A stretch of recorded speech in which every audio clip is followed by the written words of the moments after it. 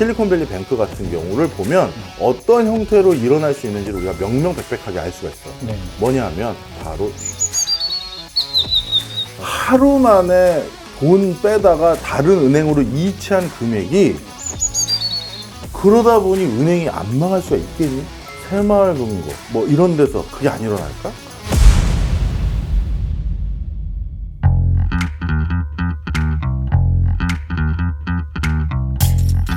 모든 금융회사들은 통상적으로 다 금융감독위원회의 산하관리감독 대상들이야. 금감이.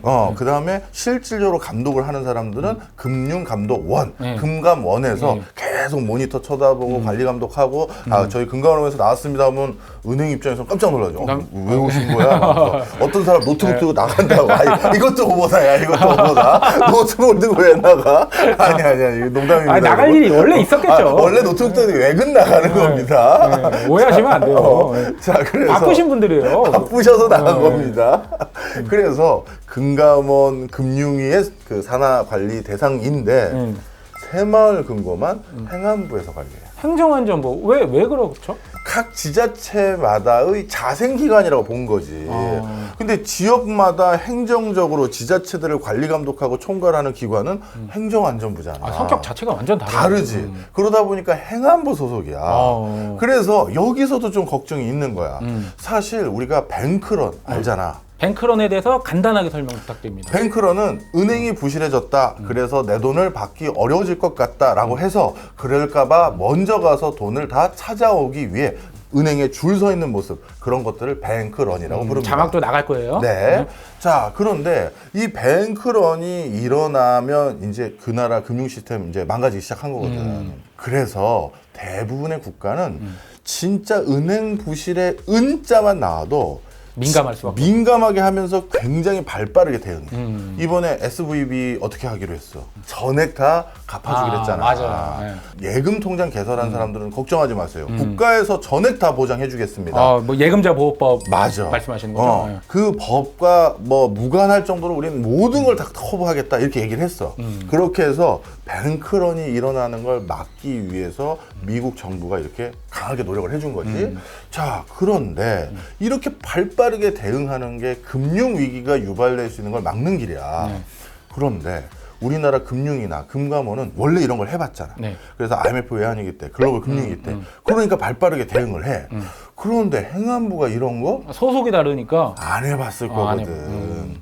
아마 뭔가 마을금고 한 3-4개 만약에 떨어져 나갔다. 그러면 이제 행안부 관료들이 그거를 아마 신문에서 먼저 볼 수도 있어. 뭐야, 이런 일이 있었어? 그러다가 또 다음 단계. 그럴 수도 있다는 얘기예요. 그런다는 게 아니라 이렇게 조 PD 혼자만 빠져나가십니까? 그러다가 아유, 금융위에도 이거 뭐 하는 거야 했는데 우연히 우리 소관이래. 네. 이렇게 돼. 너무 오버했구나. 자, 발빠른 대응력이 프로세스로 안 갖춰줄 수 있다는 거지. 그 뱅크런이라는 게 사실은 뭐 군중심리기도 하고 또 심리전이잖아요. 그래서 뭐 순식간에 일어날 수 있는 거잖아요. 근데 대응도 그만큼 좀 빨라야 되는데. 그렇지. 그래서 과연 행안부가 이 금융의 그 어떤 속설을 잘 이해하면서 이걸 대응할 수 있을까라는 여러 의구심들이 있어. 그래서 이번 그 새마을금고에서 일어나고 있는 여러 가지 얘기들에 대해서 금융위가 슬쩍 전화했지. 뭐 행시 동기들이나 누구 있을 거 아니야. 야, 친구야, 뭐 좀 내가 옆에서 불안한데 새마을금고가 부실해졌다라고 해도 그냥 시중은행에서도 뱅크런이 일어날 수도 있잖아. 그렇죠. 농협중앙회 쪽에 관리감독 대상인 곳에서도 일어날 수가 있잖아. 그렇죠. 그러니 걱정되니까 야, 니네 행안부 새마을금고 괜찮은 거야? 했는데 답변이 왔어. 뭐라고? 괜찮아. 그래서 더 불안하대. 아니, 그럼 시중은행은 예금보험공사가 있잖아요. 예금보험공사에서 그 예금자 보호법에 의해서 보장을 받을 수 있는데 그러면 새마을금고는 예금자 보호법에 의해서 보호받는 건 아니잖아요. 아니야. 이제 이것도 좀 조심스러워. 사실 새마을금고하고 그다음에 우체국하고 지역 단위 농협은 법적 근거가 좀 달라. 일단 먼저 첫 번째, 일반적으로 통장 개설해서 돈 저금해 놓는데 이런 시중은행들 있지. 네. 이런 시중은행들은 방금 우리 조 PD가 얘기한 것처럼 예금자 보호법이라고 해서 국가에서 네. 법을 제정해서 국가에서 최종 책임을 지면서 그러니까 최종 책임자가 국가야. 네. 국가에서 그 통장에 문제 생기면요, 저희가 은행당 5천만 원씩은 무조건 저희가 한국은행에서 돈 찍어가서라도 네. 드립니다가 예금자 보호법이야. 네. 그런데 새마을금고랑 지역단위 농협에서 문제가 생겼지. 네. 예금자 보호법의 대상이 아니거든. 그래가지고 거기에 예금 통장 개설하고 있는 그 수많은 사람들이 이제 지적을 하기 시작한 거야. 그럼 우리는 뭐냐? 우리는 그러면 만약에 은행에 문제 생기면 돈 못 받는 거야? 이런 지적들이 있어서 네. 지역 단위 농협 같은 경우는 별도의 제도를 만들었어. 그래서 그 제도 아래 기금을 모았고 그 기금이 바탕이 됐기 때문에 만약에 문제가 어느 지역 단위 농협에서 생겼다라고 하면 그거를 커버해주기 위해서 한 사람당 5천만 원씩 돈을 지급할 수 있게끔 별도의 기금을 형성해 놓은 거야. 금액은 5천만 원으로 동일하게 만들어 놓은 동일하게 거지. 만드는. 자, 그 다음에 새마을금고 그럼 저축한 사람 또 난리가 났겠지. 그렇죠. 야, 그럼 우린 또 뭐야? 그래서 새마을금고도 또 별도의 트랙으로 기금을 만들어서 똑같은 수준까지 5천만 원까지는 우리가 커버해 드릴게요를 해놓은 거야. 자, 이게 지금까지의 상황이야. 그러니까 형식적으로 5천만 원까지 어디에다가 돈을 맡겨도 보장을 받을 수 있는 건 맞아. 그런데 그 보장을 해주는 주체가 하나는 국가고 둘은 자체적으로 제도를 만들어서 기금을 형성했다. 법적 근거는 있지만 금액도 같고 그렇게 해놓은 거지. 이번에 이슈가 되고 있는 거 우리 조 PD님 아시죠? 알죠. 우리 예금자 보호법이 왜 이렇게 외국에 비해서 보증 한도가 낮냐? 약간 낮은 느낌이 있어요. 5천만 원. 미국 얼마인지 알아? 한 3억이 넘는다고 알고 있어요. 맞습니다. 그리고 영국은요? 영국도 뭐 그에 준하지 않을까요? 예. 그래서 대부분의 국가들이 OECD 국가들이 우리보다 훨씬 더 높은 금액을 예금자 보호법으로 보장을 해줘. 그런데 우리나라만 5천만 원이라고. 그럼 우리나라 5천만 원 정해진 시점이 언제냐? 2001년도에 정한 거야. 왜 2001년도겠어? IMF 직후? 그렇지. IMF 때 실제 은행 망하고 뭐 하니까 이러다가 금융 시스템이 불안전하면 이거 뭐 돈 맡기겠어요? 라고 하는 목소리가 높아지니까 그 전까지는 제도적으로 없었어. 그래요? 설마 은행이 망할까 했던 거지. 맞아요. 그때 은행 뭐 알고 있었던 은행 많이 없어졌잖아요. 너 주거래은행 그때 뭐였니? 서울은행? 없어졌네. 나 조흥은행이었어. 없어졌어. 내가 두 번째 은행이 한미은행이었거든. 네. 그것도 없어졌어. 바로 이처럼 은행이 없어지는 걸 보고 민심이 흉흉하니까 법으로 국가에서 정해준 거야. 5천만 원까지는 걱정하지 마세요.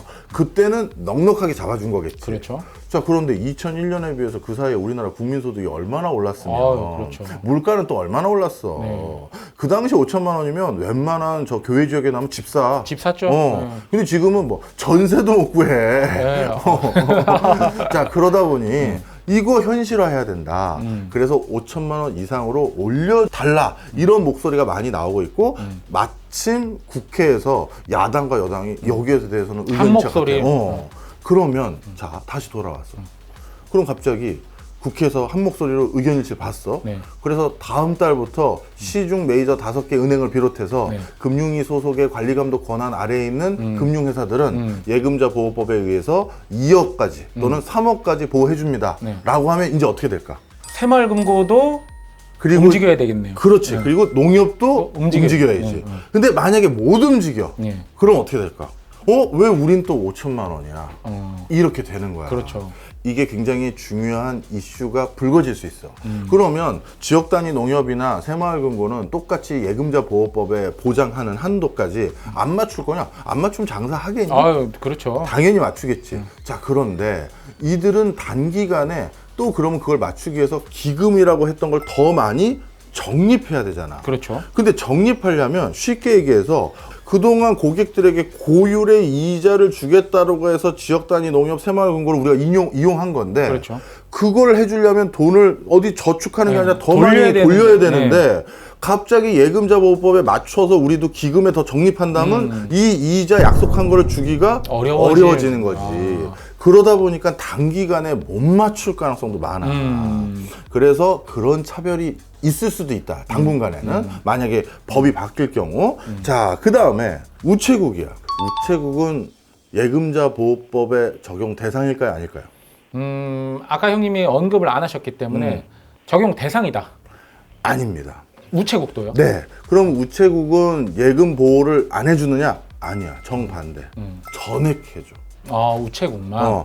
1억이든 2억이든 3억이든 10억이든 전액을 해줘. 뭐 1억, 2억, 3억, 10억은 걱정 안 하는 걸로 저는 없기 때문에. 자, 우체국은 또 이렇게 전액 보장이 법으로 명시되어 있어요. 아, 그러다 보니까 금융회사들마다 그 우리의 돈을 보장해 주려고 노력을 해. 근데 그 법의 취지와 목적과 형태가 다 다르다. 이걸 꼭 기억을 해 주셨으면 좋겠습니다. 아니 형님, 그럼 실리콘밸리 뱅크 아까 잠깐 언급을 해주셨는데 최근에 또 유럽에서도 또 스위스에서도 뭐 그런 일이 있었잖아요. 그런 일이 있을 뻔했죠. 네. 근데 우리나라에서는 그런 일이 생길 위험이 있나요? 예전에 한번 유사한 게 있었었어. 네. 저축은행들이 대거 부실해지면서 네. 저축은행에 돈 맡겼던 사람들이 또 난리가 났었거든. 네. 그래서 그때 국가에서 저축은행 대란 사건을 해결하기 위해서 그 저축은행들을 시중에 유력한 그 메이저 5대 은행에게 인수하도록 그 반강제적으로 떠넘겼지. 그래서 우리은행, KB, 신한은행들을 가끔 보면 그 계열사 중에 우리 저축은행이나 이런 게 있어. 맞아요. 본 것 같아요. 그게 그 당시 부실해진 저축은행을 어떻게든 살리기 위해서 국가에서 그런 자구책을 이제 만들어 놓은 거야.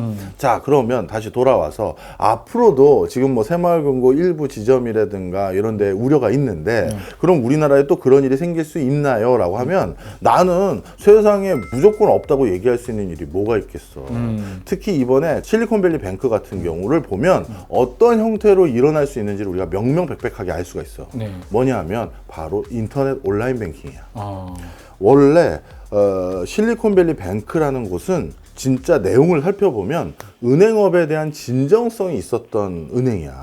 그러니까 예전에 2008년도 글로벌 금융위기 때 리먼 브라더스나 아니면 뭐 그 당시 뭐 망했던 여러 회사들 있지. 그런 은행들은 사실 도덕적으로 문제가 있었던 행태를 보인 것도 있어.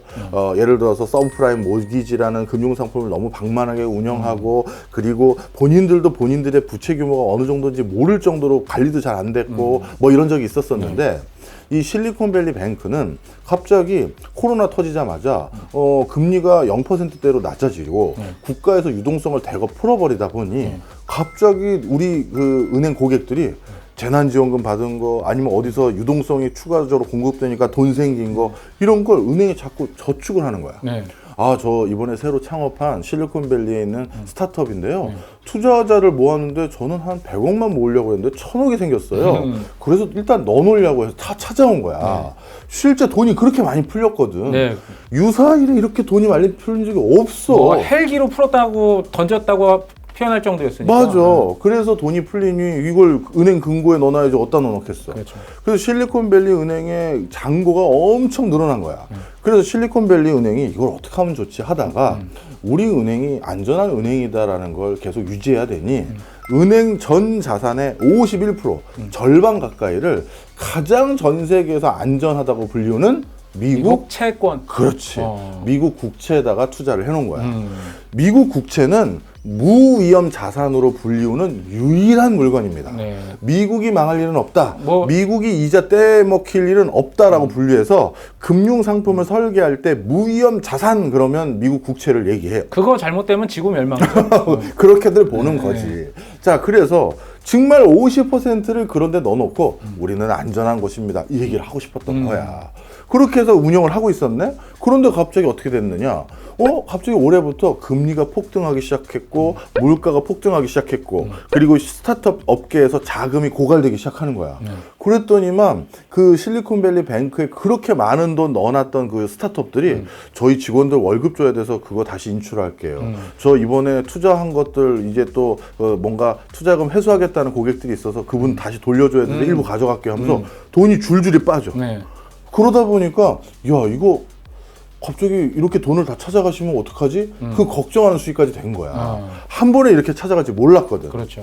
그런데 본인들이 그렇게 안전하다고 투자해놨던 미국 국채, 이 국채 가격이 어떻게 됐느냐? 폭락했어. 국채 가격이 뚝 떨어지다 보니 본인들이 이걸 팔아다가 돈을 줘야 되잖아. 돈을 거기다 쟁겨놨으니까. 그래서 국채를 팔아서 이걸 돈을 줘야 되는데 팔 때마다 손해를 보게 된 거거든.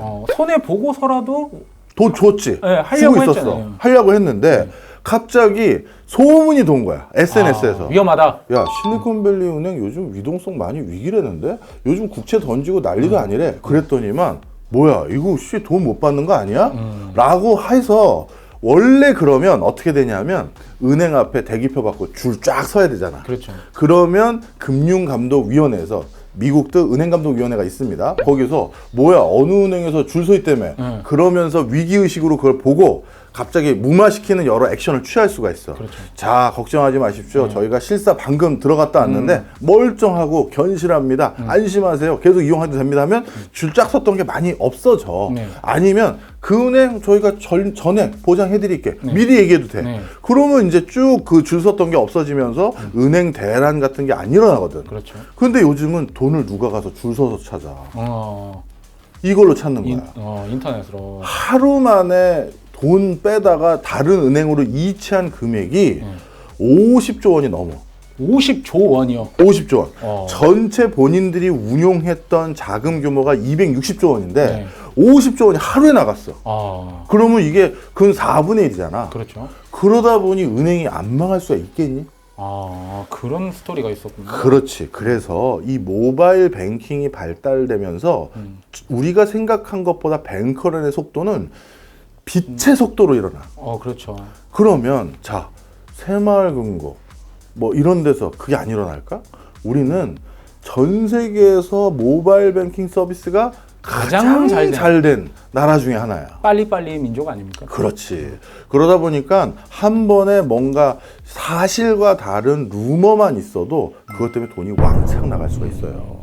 그래서 내가 이 우리나라 새마을금고가 아무리 우리 전 세계에 우리가 자랑할 수 있는 자랑거리고 그리고 나름대로 IMF 외환위기 때 이런 고비도 구조조정 해가면서 잘 넘어오고 지금도 제도 정비해서 잘 가고 있지만 어디든 다 조금 나쁜 사람들은 있잖아. 그렇죠. 잘못된 판단은 다 있잖아. 그래서 불거진 일이 전방위적인 새마을금고의 불신으로 이어지지 않으리라는 보장은 없는 없다. 거지. 네, 형님, 새마을금고에 대해서 얘기를 잘 들었어요. 우리가 자부심을 뭐 가질 만한 충분한 너무 멋있는 뭐 새마을금고인데 문제 없는 거죠? 문제 없어야지. 그리고 없을 거야. 난 그렇게 믿고 있어. 우리 그 노벨 경제학상 받은 사람 중에 그 무하메드 유누스라고 알아? 노벨상 받은 사람? 맞아. 네. 노벨 평화상을 받은 사람인데 네. 이 사람이 노벨 평화상을 받은 이유가 자기 고향인 방글라데시나 이런 동네를 봤더니 계속 빈곤의 악습에 휩싸여서 그 도대체 빈곤을 극복하지 못하는 동네들이 많더라는 거예요. 우리나라 새마을금고 생기기 이전 모습. 맞아. 네.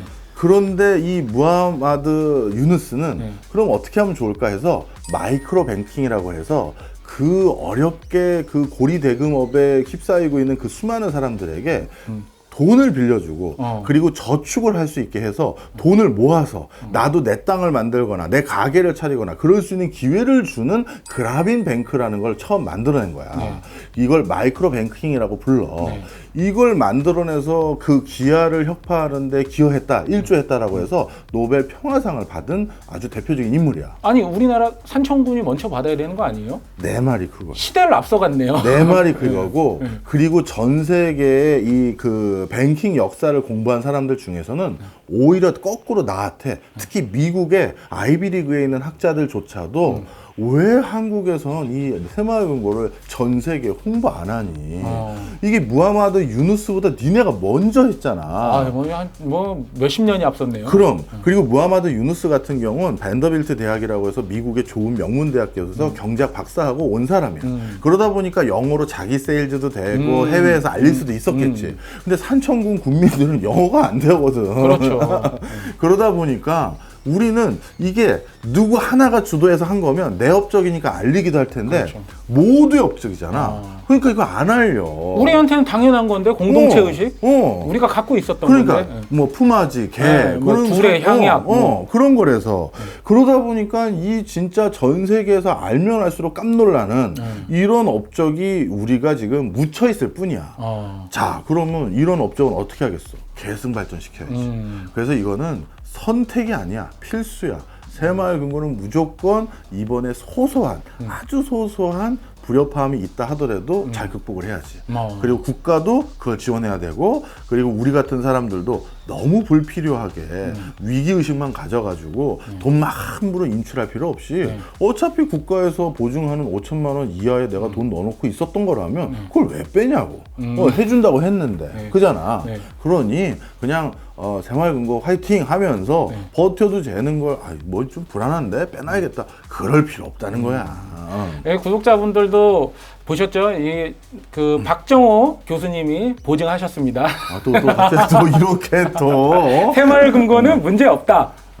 문제 없을 겁니다. 네. 여러분, 우리나라의 자랑거리입니다. 믿고 우리 같이 가시죠. 형님 얘기를 들으니까 마음이 참 뿌듯해지네요. 이런 면이 있었구나. 그러니까. 네.